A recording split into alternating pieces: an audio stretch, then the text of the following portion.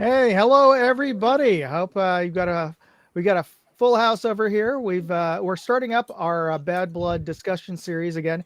You're going to be watching really just the staff here discussing amongst ourselves our plans for Bad Blood 2024, and you have an opportunity to chime in because we really want to get your feedback on the game, especially if you've been to a number of Bad Bloods. We'd like to get your own angle on things. And if you haven't played Bad Blood and are interested in it, this is a good opportunity to get your questions answered. So thanks everybody for tuning in. Let me just start with just quick introductions from everybody, and I'm just going to go sort of clockwise from my screen. I'm Moondog. I'm the creator and the game manager for Bad Blood, and I started off in New York along with most of everybody folks here with NYC Airsoft, and we started the game off many years ago in New York, and we've since, as the game has grown, and thanks to the sponsorship of EVIC, the game has grown from 75 players all the way to 1,000 players. So we've moved over to EMR. Over in Pennsylvania, just north of Scranton, because that's the only field that could house all of us, and also provide all the parking and the amenities, and it's a great spot.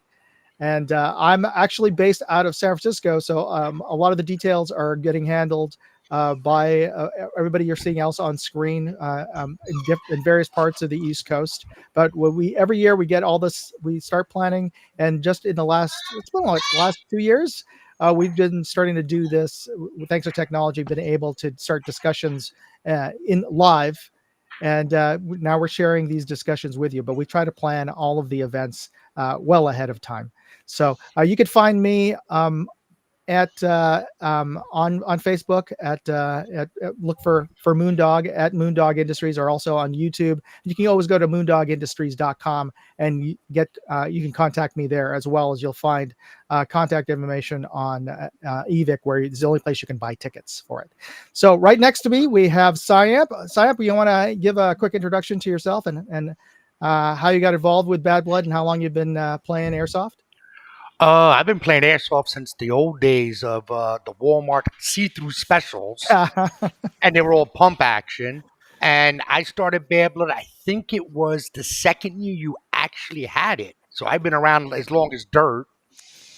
I was a CO for many years when you had Task Force Congo. I played as EXO, Medic, Embed. I've done it all. Run Chronos. So now I just go and lurk around in the dark shadows. Well, he's going to be our inspector for all of you folks out there. You got to make sure you follow all of the requirements for equipment, because Syamp, right there we go, right? Syamp is going to be the guy who's going to be checking out everybody and making sure that you have everything on there. And if you don't have it, you're going to have to buy it from one of the vendors, or drive off to Walmart. But hopefully you'll be able to see that list and see clearly what you need As to long as bring. they got a red rag, eye pro, and something to cover the ears, and their uniforms match, they should be good. Yeah. Okay.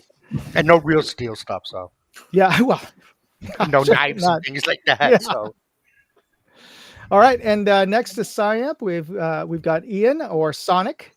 Yeah, I should probably change that. Yeah. Yeah, I'm Ian. I am the senior producer here at NYC Airsoft, mainly because Boondog's on the other coast. And you're primarily the on-field admin. Last year I had some much needed help. Thank you, everybody.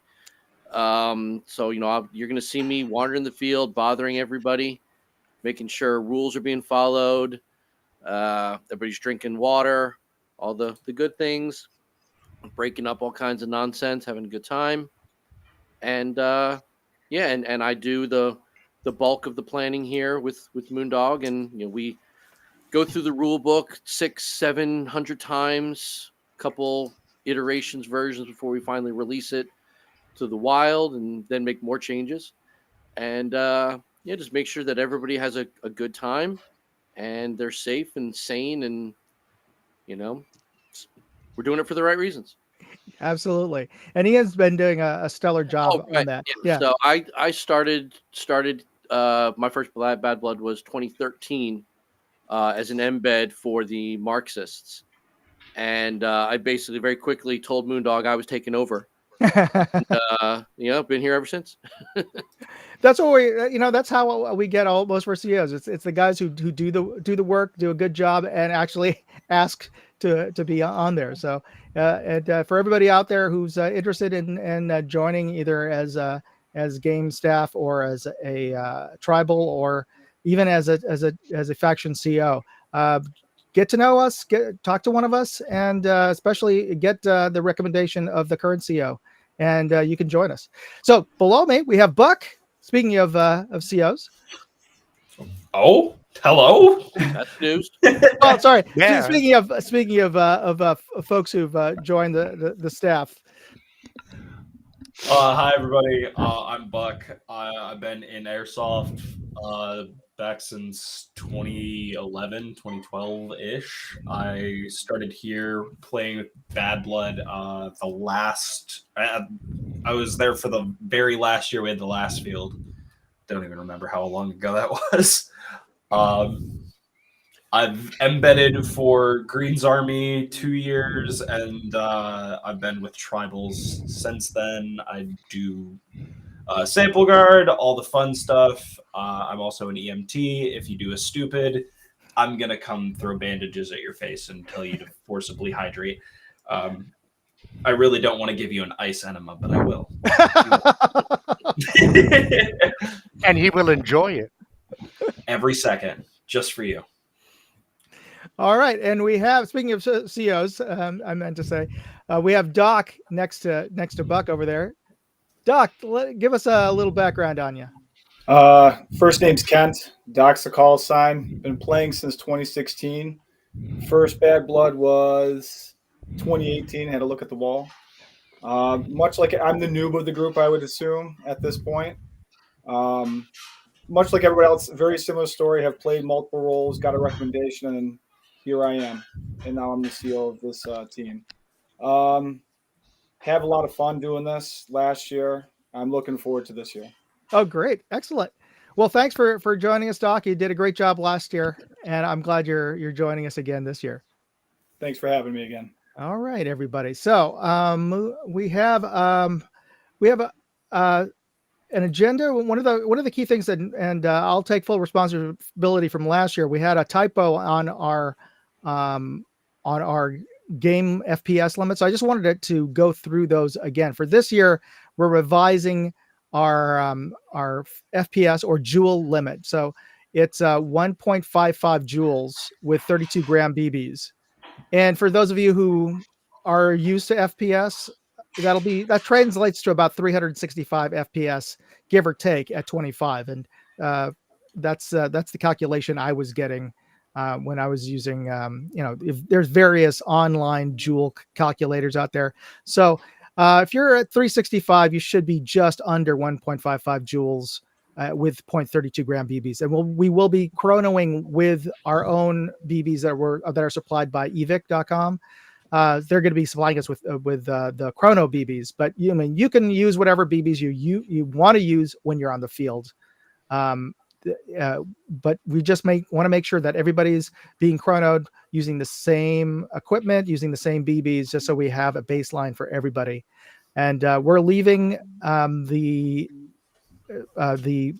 FPS limits for bolt action, and note that bolt action sniper rifles. So those are the only sniper rifles we're allowing in the game. Those are the only rifles that are allowed to go above that, and we go up to 2.8 joules with those bolt action sniper rifles. But again, this is intended to be a discussion platform and not necessarily me doing a monologue here. What do you guys any input you guys have gotten or have yourself about those FPS limits? It's what I always say since we've come up with the bolt action rule a few years ago. We don't recognize the existence of the DMR. It does not exist in our world. So you can't tell me that, it's a DMR, it's a sniper rifle. No, it's not. If it's not bolt action, no, it's not. And then if you've got the guys who are, really, really into their impressions and they do a Russian or a Soviet impression, we do not recognize the SVD as a sniper rifle. That's it. If it's, if it's AEG, gas, whatever. It's not bolt action, single bolt pull, single trigger pull.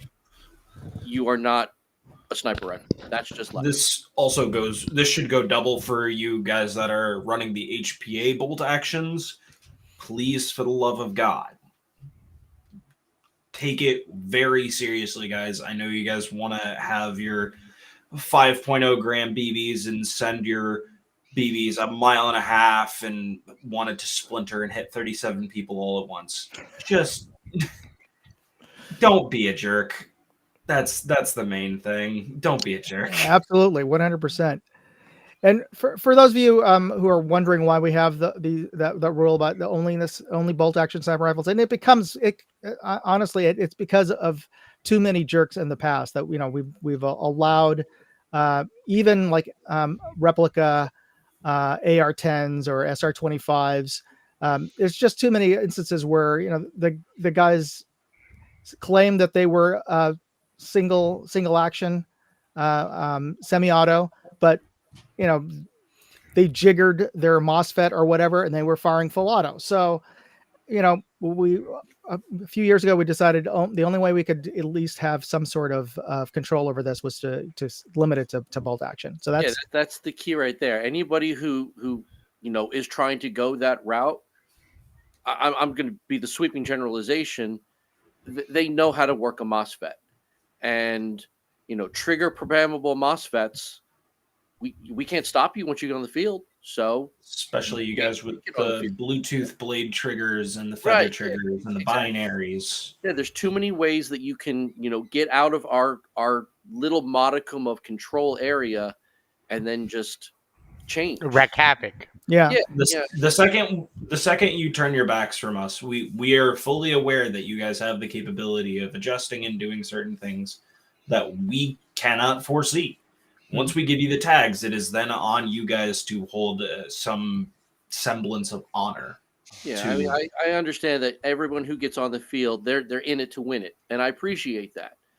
But we're one of the few, if only, organization that is completely charity-based. So, yeah, you're in it to win it, and that's great. But remember, this is a game to have fun and benefit other people. Do you really want to be the guy who gets thrown off the field because he's hurting people at a charity event? Do you want to be that guy? And not to mention how many new players are coming out for the first Yes, that's another good reason. And then you're unloading unholy hell on somebody who's trying to figure out this game for the first time, and this might be the first big obstacle they try, and now you discourage them. Yeah, forever. Very much. You all want to play more, so don't do that. Yeah, exactly. Don't be that guy. Mm-hmm. You got the old guys like the three of us up top here, and then you've also got 13-year-olds with their dad. Like, why? Why? Just why? He's there to have fun, just like we're there to have fun. Don't ruin it. That's the spiel. Moondog always puts at the end of the player packet, for those of you who always read it, don't be a douchebag. Just don't. There's no reason.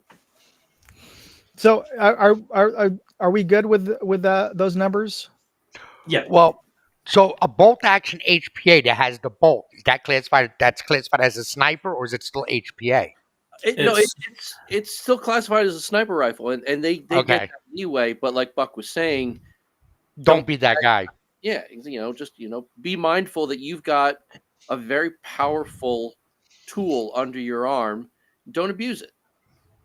I was playing even today. Today was my season opener. Went out with a couple of buddies. There was a guy on the field who had an HPA tapped sniper rifle. He was rocking .48s, and on the field that we normally play at has a rundown RV. He punched a hole through both sides of that RV with a .48. That's not a small feat, guys. This HPA is no semblance of a joke. These are powerful weapons. That's an air gun territory. Buck, can you speak to this? Lever actions. I assume you're in reference to the Western weapons that have been released recently, or the lever action shotguns. Let's assume. If that's the case, I would say we're still going to be operating under general principle rules of 1.55. You're not going to be classified under a bolt action. You can rack that way too quick. I'm sorry. Now, I'm not familiar with the operation. Like I've seen them. Are they? It's just familiar with the operation in an actual skirmish environment? Is that Go ahead, Moondog. Oh, I was going to say, is that an HPA? Or I haven't seen. I've only seen a couple of guys way back that had the Japanese ones, but they were really low FPS as well. But the field I play at normally, there's quite a few kids that have. They look like real Winchesters, Yeah. and they got the lever bowed out like the John Wayne in the movie, and I've seen them with it down at their hip, just yeah. So you can, even though it's loading one round at a time, you can still. It's like people with paintball that can work the triggers, and you can make it a semi seem like it's an automatic. They can do the same thing. You're basically, especially with the modifications that are rolled out. firing it, basically. Yeah. Right? Oh, okay. Yeah, that's exactly what it is. It's a bump fire. Yeah. So I agree with you there, Buck. I was actually going to interject and say, if you guys, since we're talking a little bit about HPA concerning sniper rifles, do you guys want to chime in? Just reiterate the tournament lock. Just to go over. I don't know how many folks out there are going to be running HPA who are watching this or on the live stream or watching this later. I mean, I haven't been in the chrono line in the last couple of years because I've been kind of making myself busy with other things. I've kind of left it to the pros. I would say we're probably at a quarter of the participants are HPA, maybe. No. Last year, it went up real big last year. So 2 years ago when I was there, because I wasn't there last year, but 2 years ago when I was there, we had, I would say, well more than a quarter. Really? And the problem is you have so many different regulators that not everybody gets the right tournament lock. And then we were sending people to the vendors to get the tournament lock. Oh, it doesn't work on my thing. So then I said, well, you got to go talk to Tim and Tom. And they come back with, Tim and Tom said, yeah, I can put a paper cup over it. And then I'd call Tom on the radio. Yeah, he could do it. No, so I'm like, obviously, Doc, speak to this because you obviously know more, but yeah. I can't see a single regulator out today that isn't lockable or has an integrated lock. I can't imagine that because we're not the only people in the world who are requiring tournament locks. Every recognized national does it. So every event I've been to, it's always been locked. What's that? Every event that I've ever been to, I've always been forced to lock it. Yeah, exactly. And it's one of those like it's February. You've got time. Figure out what regulator you've got and order it. Amped has them. I think EVIC does also. So is Airsoft GI in them. You can't find somebody who can 3D print one for your your special snowflake tournament. I mean, if you have the category 5s, they have them built in. It's a real easy little adjustment. You pull the thing down and you wrap a freaking zip tie to it. Yeah, and it just closes it off, so no one could adjust it. Yeah, and that stupid Tippmann does have a tournament lock. It's the body pin. Not everybody has bought the body pin. And we'll have them out there in the field recently. They kind of came and went. They stopped making the HPA Tippmanns. Yeah. So I mean, like I said, it's February. If you can't figure out what regulator you have come June, then maybe you should reconsider your platform. That's just me. At me on any of the groups. Let me know. I'll look at it. I'll let you know pretty quickly what you got and how to lock it. Yeah, and we'll just use crazy glue. Yeah, then you'll never get to it again. Yeah, no, but we have two very high quality vendors on site day of and the day before. There's a good chance if they don't, contact Amped, contact Jackal Tactical, and see if they can have one for you when you get there. If you can't get one in time, and they're there to help just like we are. So there's no reason for you to come unprepared. figure out what you've got now, between now and then, and come prepared. Absolutely. So, And don't be looking at this as like our way of like shaming you for this and like, oh, you should know. Like, no. Ask for help, guys. If you genuinely do not understand how the tournament lock system works, ask for help. There's no shame. It's weird. Not every system is the same. I bought a tournament lock system for HPA system that I don't fucking have. It happens. I bought the tournament lock for the amp line, and I have the category 5. I had no idea what the fuck I was doing when I got an HPA. It's okay. It's no big deal. But I've you'll done it. learn. Everyone has. Everybody has bought at least one thing throughout their airsoft career. Like, this doesn't go to what I have. yeah. I don't know how this coordinates. Do I need to shim this? Do I need... Where's my Dremel? It's gonna happen. It's okay. We just want you to figure that out well before you show up on game day. Yes. That's all we're asking. Yeah, and it's a safety thing. It's a preparedness thing that proves to us that you read the You rules. read the player pack. Yeah, exactly. You read the rules. You understand the rules, and you know what's expected of you as a participant. Because again, you're there to have fun. So do everything in your power to have fun. All right. And we'll probably answer any of questions. We're going to try to do these live streams regularly, if maybe every other week or once a month, depending on everybody's schedule, to answer these questions. And I'm sure for those of you who might be watching this not live, finding this on YouTube or what have you, if you have your questions, contact any of us here or your faction COs on Facebook and ask your questions, or you could ask on our next live stream about any gear. And one of the things I wanted to circle back on is that this is a Milsim light event, so we're not going to be as hardcore about a lot of the rules and a lot of the unit dispositions and roles as some of the more heavy Milsim, but we tried to at least follow a lot of the national rules and concerning gear, FPS limits, and tournament locks. So in a way, if you can at least match the requirements for Bad Blood, you're in a good place moving forward in your Milsim sort of career to go to a much bigger, more hardcore game. Yeah, that's fair. All right. I'd say this is Milsim light. Yeah. I think that's the best way to put it. A very good introduction. Absolutely. Yeah, like the in the bigger games, I'm not going to name drop any producers, but like they set up their chains of command because they want that pseudo military aspect, and that's great. It really, if you choose to get into character and get into the story, it's really great to immerse yourself in that. Oh yeah, it's a whole lot of fun. We have COs in place because, let's be honest, herding 250 people around a field, just saying, okay, just go ahead and do. No, that's not the point. I mean, further in the live streams, we'll start to talk more about the storyline of the game and what's kind of expected of you as a participant. But like, the idea is you just go where you're pointed. That's the CO's job. He says, go there, shoot those guys. Okay, I'm on it.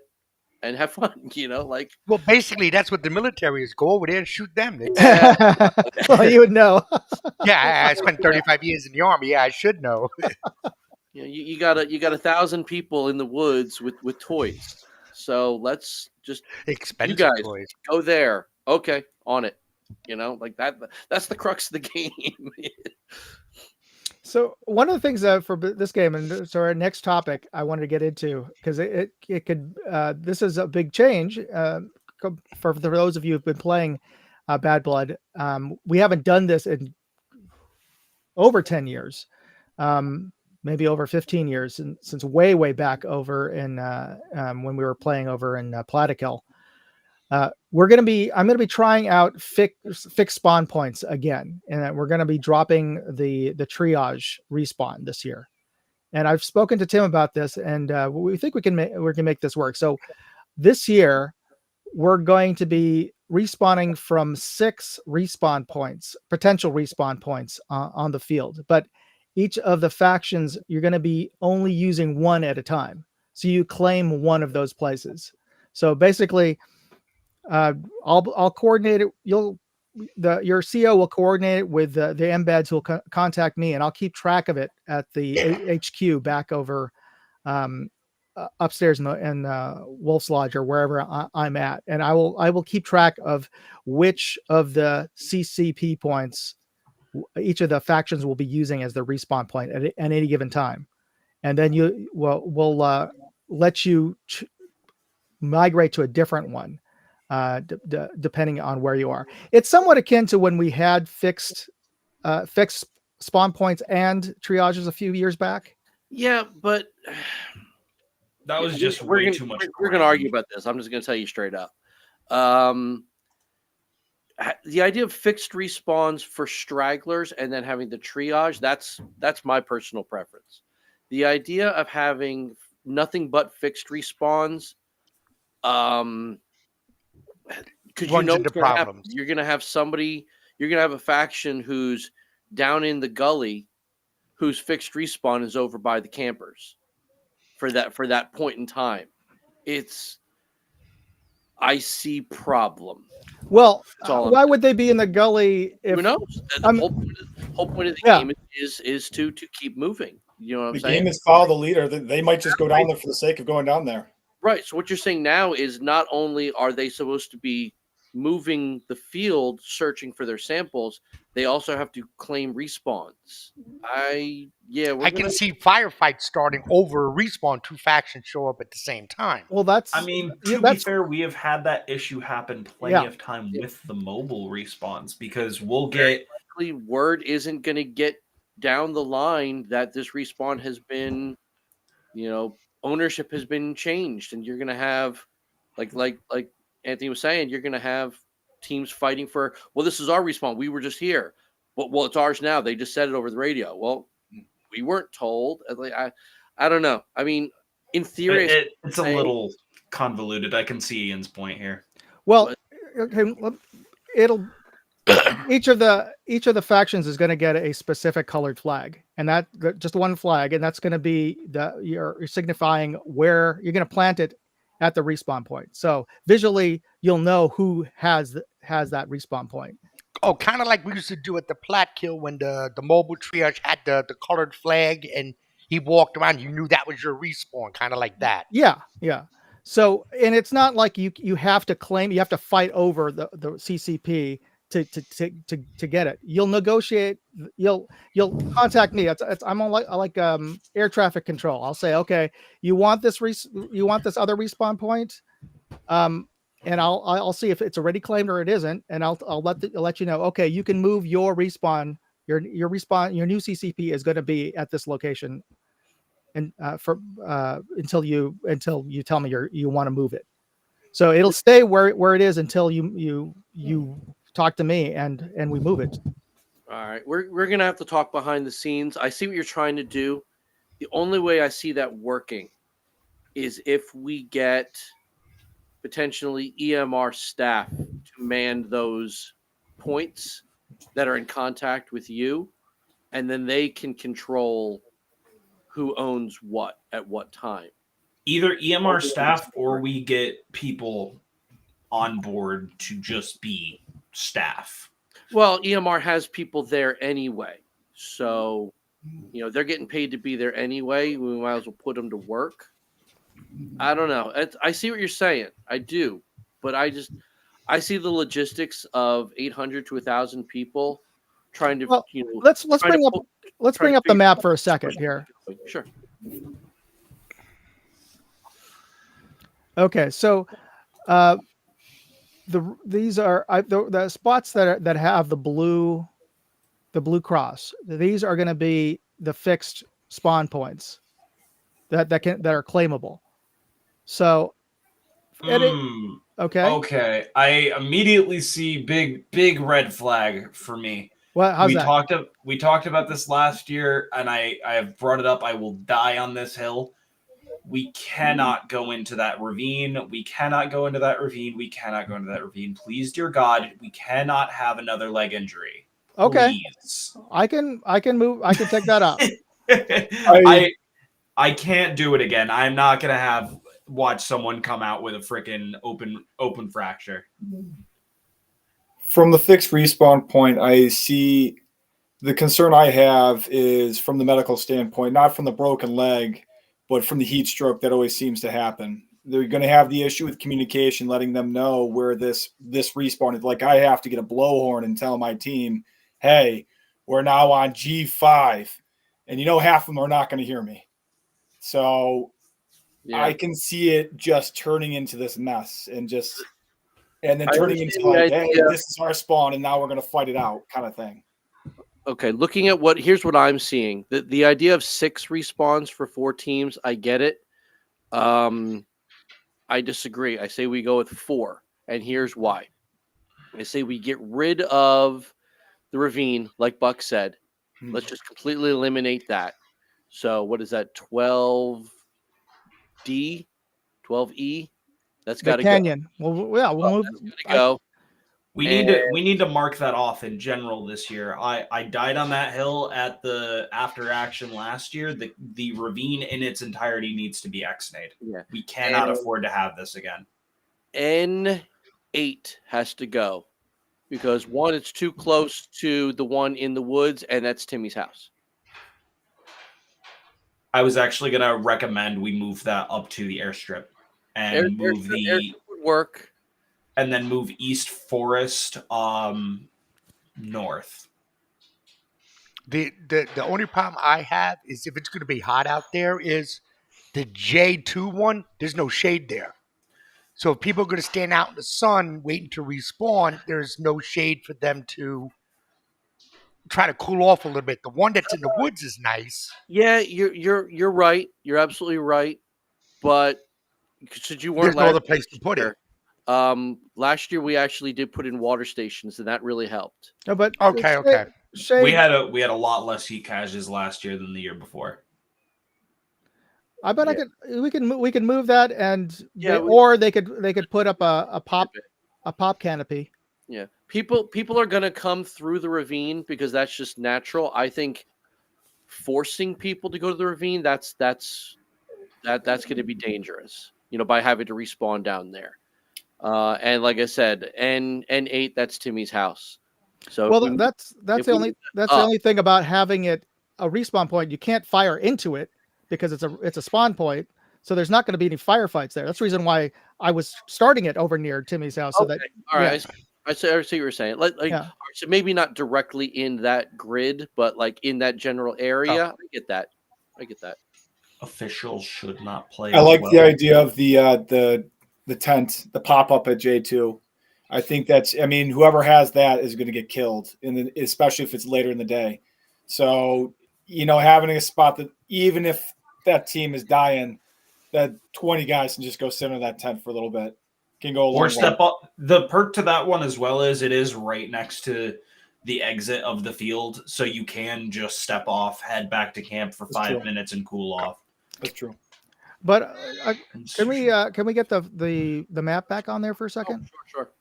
N8 is an insertion point onto the field. I assume that might be Timmy that is commenting currently. Oh, sorry. Where's Timmy's comment on that? I see Facebook user on the right hand side.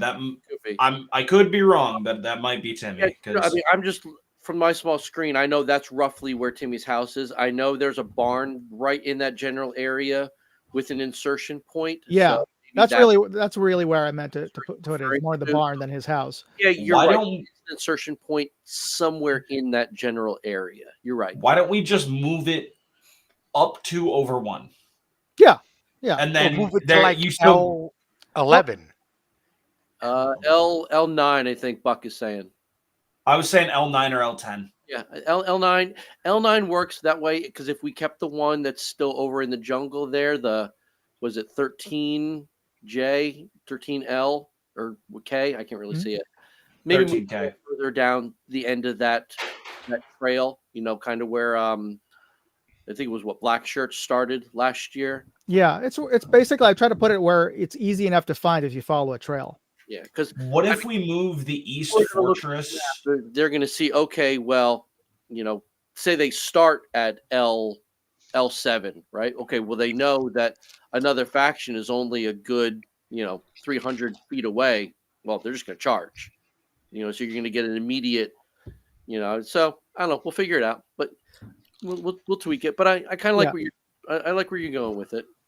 What if we moved the East Forest over to I-11 or 12? Yeah, if it's easy enough to find, if you follow a trail, we can move it anywhere along that trail. Okay.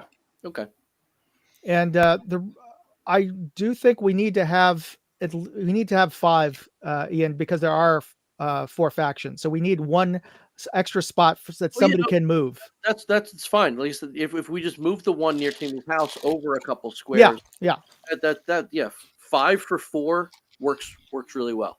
So basically, the way that would work, guys, is you basically have your starting spawn wherever it is, and then you have the option of moving your spawn point somewhere else if you want to. You'll probably get used to fighting from a certain location, and then once you feel that you've exhausted all the places that you think you could find in that area, you'll want to move anyway, right? Yeah. So you can contact me and I'll tell you where is.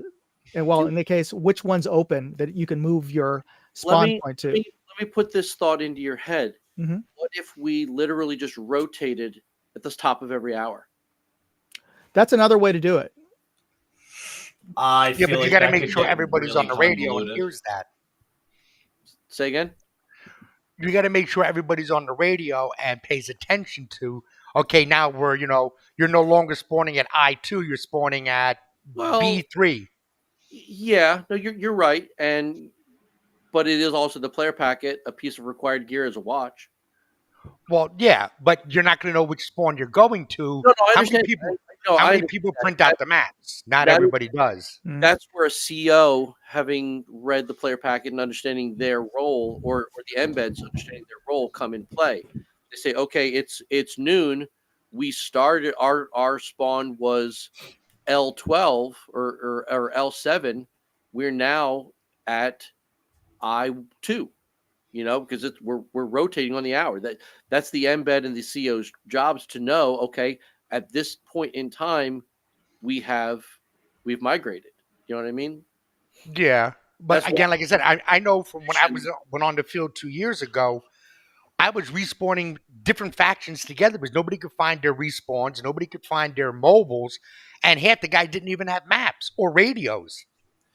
So we're gonna have that problem. I mean, nothing we do is going to solve somebody. No, I know, from not having any way to find.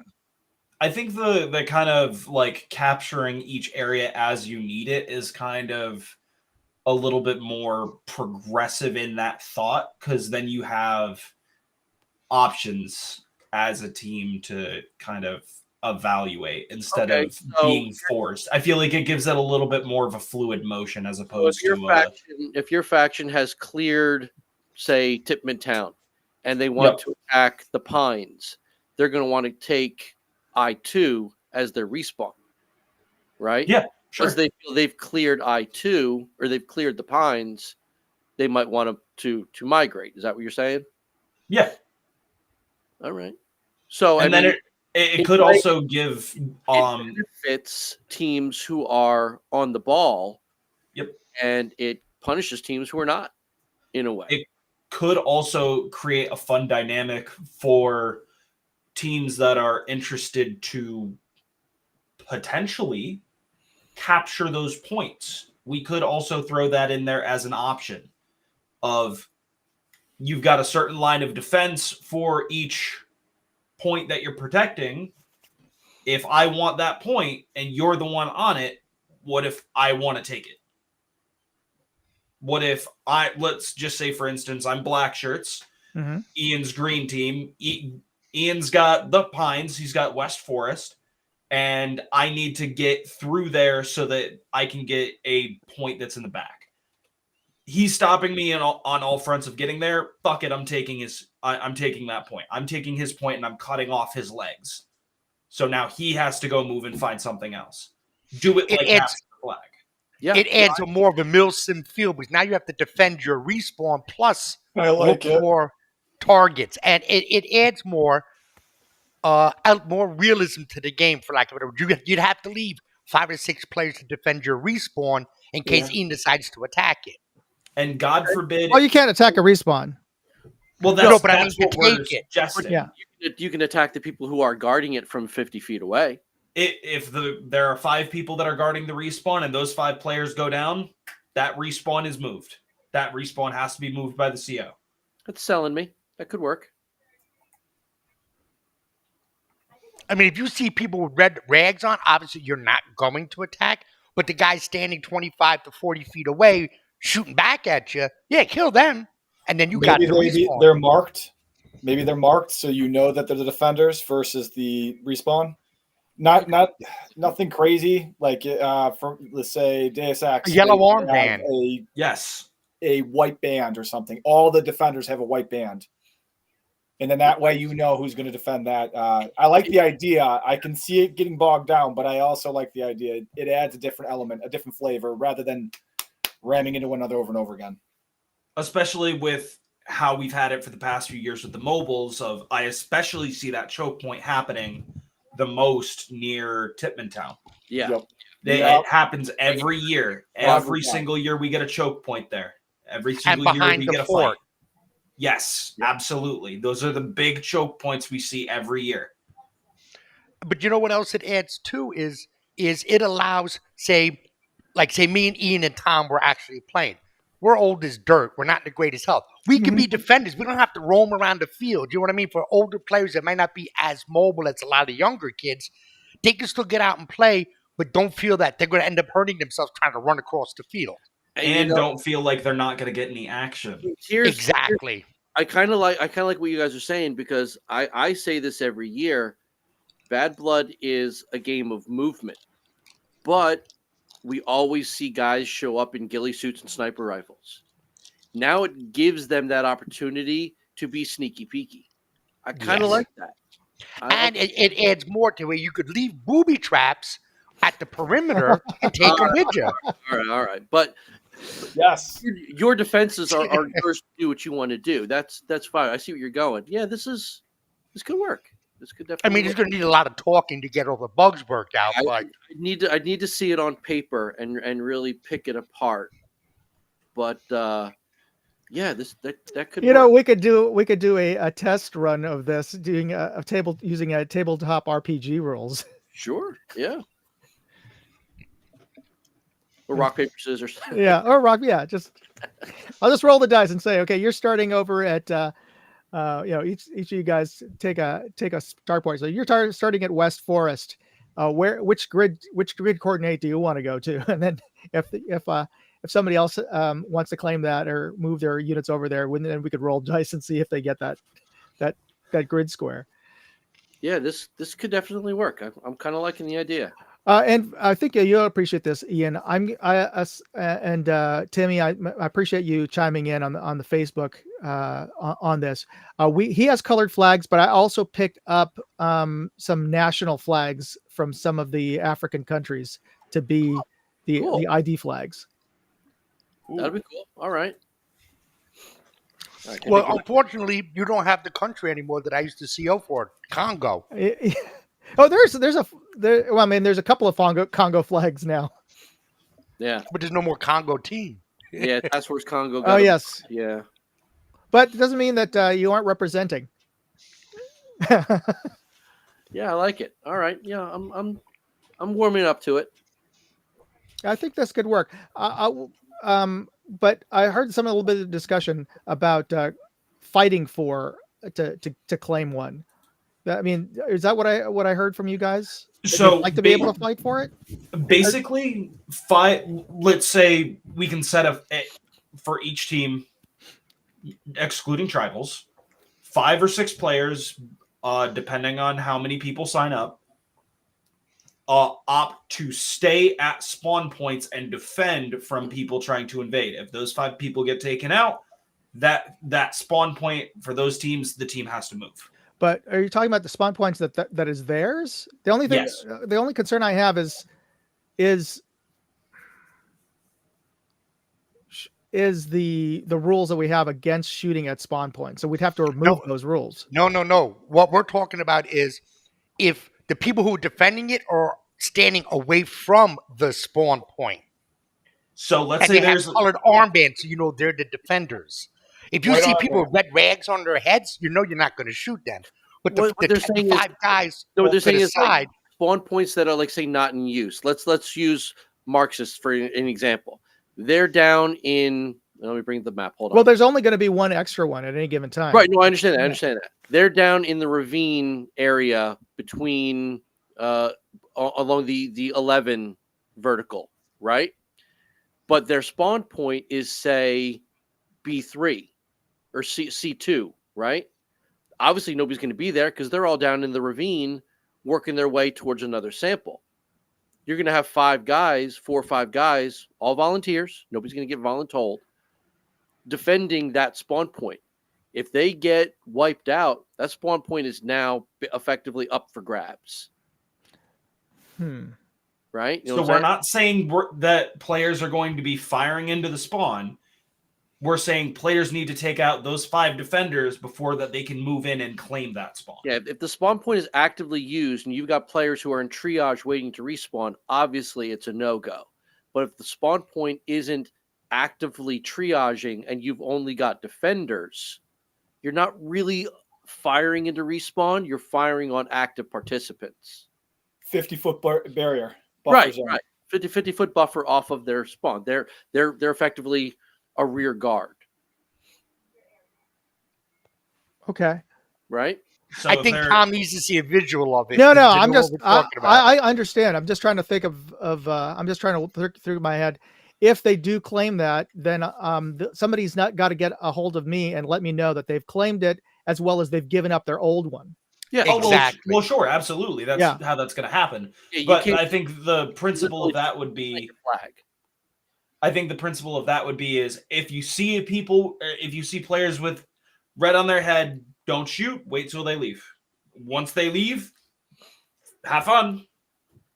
Yeah, I agree with that. Okay. So at that, is it worthwhile to have have one of the embeds stay there as a defender at all times? Or have one of the Potentially. defenders have a Yeah. radio that's connected directly to command. Yeah, because that's the one way. That's the only way I could think of for somebody to be able to get a hold of me. That's on my channel so I can. Right. Let them have a map with them. Whoever the head honcho would be of the defenders, one of the 5. They have white bands to identify them. When they go down and they're dead, they can't respawn. They're dead. So when you run out of your lives, that's the role they play. They have a map, and you immediately tell them, okay, this is the one that's unoccupied. This is your new respawn. You better get over there. And that's how they get back into the fight. It would have to be an embed though. Yeah. Because I don't want some rando calling me on the radio saying, "Hey, we claimed this. We took it over." Like, who are you? It would be somebody who only has comms with us. Yeah. Yeah. So I think an embed with the team and an embed with again the rear guard Defenders. makes sense. Yeah. Good. I knew this point was going to come up. The idea of having that point and a mobile respawn to kind of keep the game moving. I don't know. I think we need to fight it out a little bit more and talk about it. But I don't know. No, I think having a mobile spawn / triage point we've been running into way too many headaches with it for the past few years. I think we need to take a year off from it to evaluate its effectiveness and see if this potential strategy is more effective. Because it does work, even just as a single embed. Because I remember the days of a single embed per team. It works with 100 players per faction, and even then, it's difficult to make sure everyone who's hit, knows to fall back. You got to keep the time on it. With 200, 250, because we're post-COVID and things are relatively normal. People are hopefully going to be itching to get out there and play and really experience this game for what it is. That's a lot of people for one, even two people to manage. And I mean, I can't speak for all the embeds that I've voluntold over the years that this is what you're doing this year, but they do their jobs really well. But it is tough. It is really hard, and in a way, because we have these people who are out there fighting for their factions, but the minute you start taking any kind of team casualties, we've literally just taken the gun out of their hands for the next 10, 15 minutes. This way we get embeds who are there in the as strictly as gamekeepers and as walking rule books, and people who are there to manage for us as opposed to kind of just make sure everybody can get back into the game every 10 minutes. So now you've got these players like Todsky and like when I used to do it and stuff like that. Now they can actually kind of play the game again, because you've got these guys who career embeds again, like my guy Todd.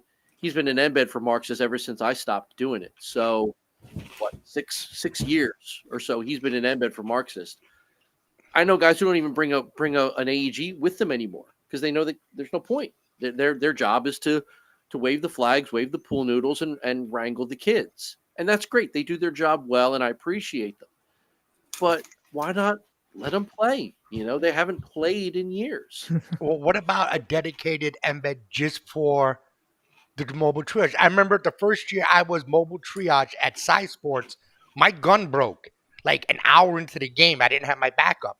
So I was in the staging area, and Tom says, "What's wrong?"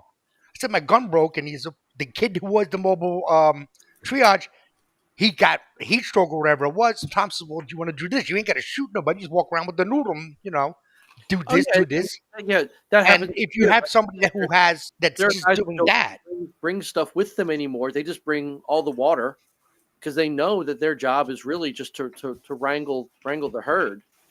Now they don't necessarily have to, Let's keep this in mind as well. We've limited ourselves to the idea of only having 2 embeds per team. We can consider adding more. We can consider opening that floor up to have more people. Yeah, last year we had 3. Well, at least that was the goal. And some of them, since we couldn't really staff it, that was the goal. But we at least had our 2 per, which was nice. I would love to have 3 or more, but it's just a matter of finding the guys who are willing to volunteer to do that.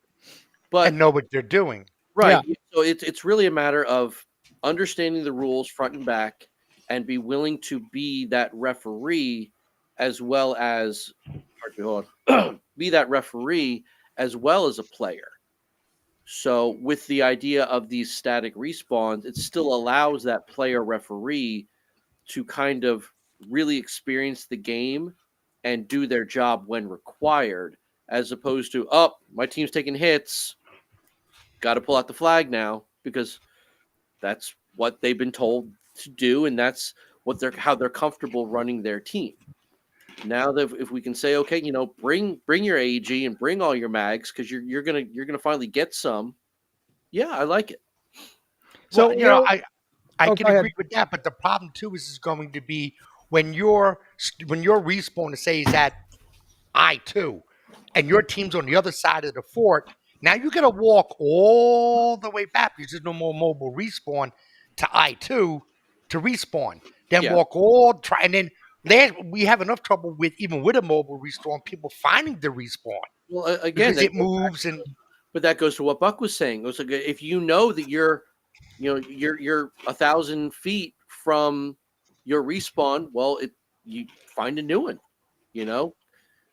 Look for those guards, and try and claim. That's kind of the point. So while the factions are moving, they're now also capturing. They're taking territory now, as opposed to coming through like a bull in a china shop, getting their sample and bugging out, which is still fine. If that's how you want to run it, fine. Just know that your static respawn is going to be under siege all day long. They're going to have to be bunny hopping it, and it's as Ian said as well. This is a mobile game. People that are going to be mobile, people that read the player packet, people that are listening to the live streams and paying attention to what's actually happening and transpiring are going to excel, and the people that don't are going to find themselves sitting in the staging area at 10 o'clock in the morning crying. Or they'll step up and say, hey, we're not following the spirit of the game. Let's get into this and capture ourselves a respawn we can use, and then continue on with the plan. That's where you need a CO who understands what they're doing, and embeds who understand what they're doing. Say, hey, look, we've been stuck in this mire for the last 45 minutes. It's not working. You can't just red rag it out anymore. You gotta figure it out. That's where we can reintroduce some milsim to effectively the scavenger hunt. And it also kind of deters what has happened for the past few years that has been the tried and true tactic of the Marxists and the black shirts of death ball. Yeah. A wave of hell. We're trying to emulate some form of a cohesive milsim. Even though we're milsim light, we're trying to emulate some form of progressive, good ideas, good thinking, good movement, good introduction. Most milsims, you're having 10, 12, 14, 15, sometimes plus objectives throughout the day. Your objectives are constantly moving, and you're getting radio traffic. Oh, you just went down. You're headed back to respawn, which is your static respawn of, hey, I need you to fuck off with what you were doing, and you need to go handle this thing that's on the other side of the map. Okay, come back. You're going to the center of the map. Die one more time. You're going back to the one you were at 3 hours ago. Yeah. Now we also need to basically introduce radio etiquette and proper radio usage. You can't be on your staff channel or your team's channel just chatting away. You need to be listening for instruction. You need to be listening for, okay, we lost our respawn. We now need to go capture this and that because this is the area we're in. We're abandoning our respawn because we're going to be taking. You need to be in the know. So, I heard this years ago, and I still use an example. You can't just be squawking away at your friend to find out, okay, well, who's going to go order pizza? Yeah, that's not my problem, guy. Your job now is to listen to instruction. You're not being barked at, by your COs or your embeds. They're there to guide you in the game. They're not there to turn you into a mindless machine. You're there to have a fun and do your role as a participant. But you need to be listening on what to do next. And if you want to not listen to people, come talk to us and find your way over onto the tribal team and create some chaos for the rest of them. Yeah. That's our whole job. Yeah. I know when I was a CO at Congo, I always designated one person that was with me. He kept on the whole team channel, and I stayed on the staff channel. So anything that Tom would tell me that needed to be relayed to the team, right. It was like in the military. You had the radio operator. Yeah, exactly. But not everybody does that. I know the black shirts CO, another buddy of mine. He does that. He designates a radio operator. He's on the staff channel. He's listening to us and communicates with us and his embeds. And then he's got a faction player whose only job is to relay information. Is to relay information to the team. That's his job, and that's what he does, and he does it well. That's why Black Shirts is also a very successful team. Well, they also just bum rush everybody. So I mean, that's also that's Marxist. You got a guy literally screaming, "Move, move, move." He's the radio operator with his voice. But the idea of you've got one guy who's just that's where the information is coming from. If you don't hear it from him, it's not valid information. You know what I mean? So yeah, I mean that's up to if how more teams did that, it would be probably a better game. But a lot of people don't. And that's why bad is what it is, because every CO and every team does it their way, and that's their right to do. Doc's going to do it any way he wants to do it. If he wants to designate an RTO, great. If he doesn't, okay, that's fine. I don't have a problem with that. Just know that you might be having guys who are missing key communications. If you're okay with that, you're okay with that. and that's fine. That's your game. Just know that that information has to get passed somehow. I don't care if you use runners. I don't care if you use carrier pigeons, but Smoke somehow signals. information needs to get passed. It's their job to figure out how to do that. All right. Did you eat fishy? You ate the fishes? All right. So we're actually we're near the top of the hour, folks. And so, but we got a lot of headway on this, and I thought this was going to take the lion's share of the discussion, and it has. So this is a good start. I don't know how. Let's just talk about scheduling for our next meetup. What do you guys feel like? Should we do it every other week, once a month until then? I was thinking we should probably do a minimum of once a month up until maybe 6 weeks out, and then we go to every week. Okay. So I agree. we do the next one around around St. Patrick's time, maybe. The 24th of next month. That'd be fine too. Yeah. Is that St. Patrick's? No, St. Patrick's is the 17th. But yeah. Yeah, we do it. Yeah, Again, 20... what is the last Sunday of every month up until 6 weeks out. Something okay. Like, I think that's smart. What's that?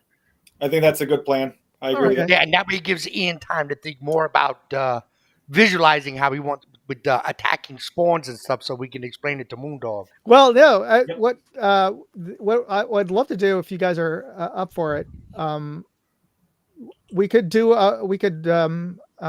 war game out this with the grid map. Yeah. Yeah, you guys up for a little tabletop war I don't care. I haven't played Command and Conquer in a while with the grid game. Okay. I'll I'll work it out. Ian, you're gonna be in charge of the dice. Sounds good.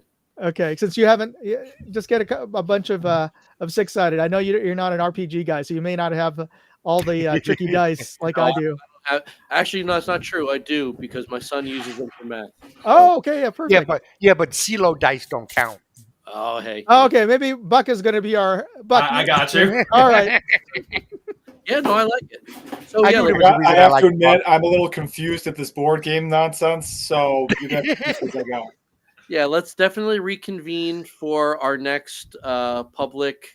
Let's yell at each other and come up with crazy ideas for the last day of the next month. If we want to tabletop it, one night, let's figure it out. People can watch and tell us how bad we are at games and have some fun. All right, I've got a month good. to work up some basic rules, and I'll tell you how it'll all work out. All right, sounds Sounds good. good. All right. Catch you all then. Thanks everybody for tuning in to our jibber jabber amongst each other. But this is how we actually talk it out and get the games in ship shape by June. I asked if you opened them. Thank God for technology. A little bit of behind the scenes for you guys. Yeah, a little bit, maybe a little too much for some folks, but I appreciate everybody for hanging in there. And we're looking forward to running this game for you and making sure everybody is safe and has fun. All right. Well, thanks everybody for everybody on the panel for joining us. Thank you, Ian, for hosting. My pleasure. And if you have any questions, please post them up on the Facebook on Facebook on the Bad Blood series group, and we'll answer those as they come. Yeah. All right. All right. Thank you, everybody. And Thanks, everybody. See you in a month.